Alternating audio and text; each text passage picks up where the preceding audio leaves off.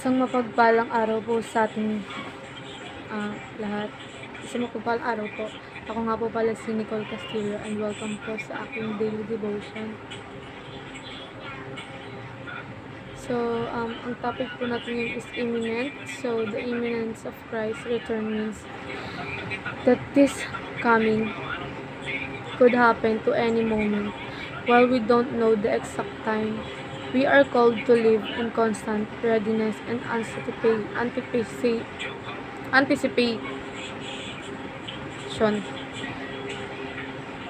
Christ's return is certain and it will be glorious, bringing justice, restoration, and the fulfillment of God's promises. The call to be ready is not one of fear, but of hope, urgency, and faith, knowing that Christ is coming to make all things new. So, ayon po sa personal view, I agree that Christ's return is imminent in the sense that we do not know the exact date of His return. So, I disagree, however, that Christ's return could happen at any moment. I believe He will return could happen at any moment. I believe He will return after the triumph of the Great Commission and the defeat of most of His enemies. So, ayon po sa Hebrews chapter 9, verse 28.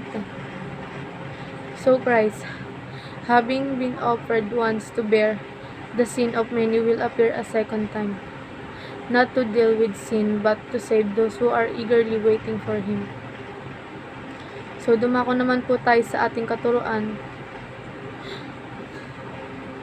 We will see Christ soon, before His return. So, ibig sabihin, mararanasan o makikita natin si Jesus in some way bago pa mangyari ang kanyang second coming. Pwedeng through death or spiritual encounter. Pero ang point ay hindi tayo maghihintay ng sobrang tagal para makita siya.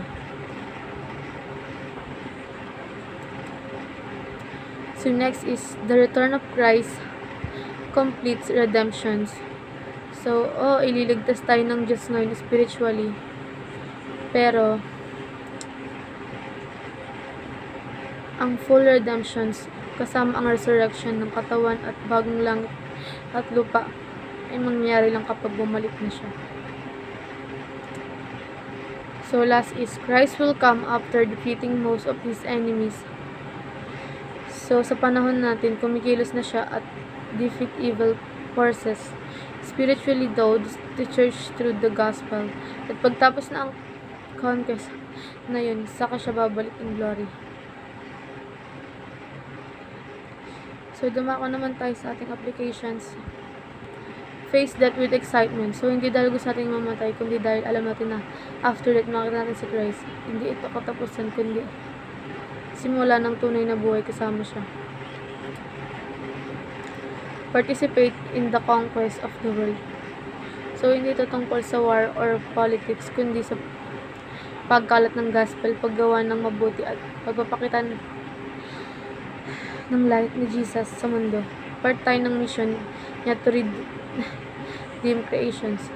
Long for the return of Christ, huwag tayong masyadong attached sa mundo. Dapat everyday inaasam natin ang pagbabalik niya. Excited, nagpe-prepare at faithful habang naghihintay. And ayun lang po, maraming salamat.